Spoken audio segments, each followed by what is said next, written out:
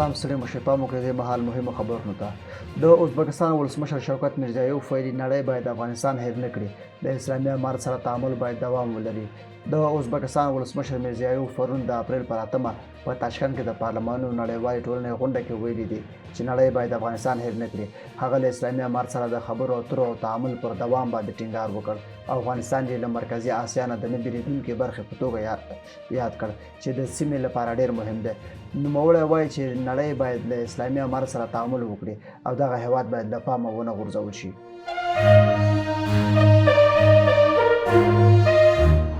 ټرمپ د افغانستان په شمول په 14 هیوادونو کې بشري مرستو د بندېدو پریکړه کړې ده د ریوټرز خبري اژانس وایي د ډونالډ ټرمپ اداره د افغانستان په ګډون د نړۍ له شاوخوا 14 هیوادونو سره د امریکا لخوا د بشري مرستو پاتې برخه هم تر ډیره پای ته رسوي د امریکا د نړیوالې پراختیایي ادارې USAID د بشري چارو ادارې پخوانی مشرې سارا چارلز او نه نورو سرچینو چې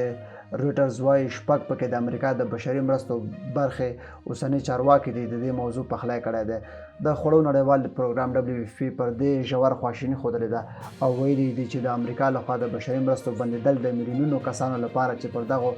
مرستو پای په مرګ د محکوم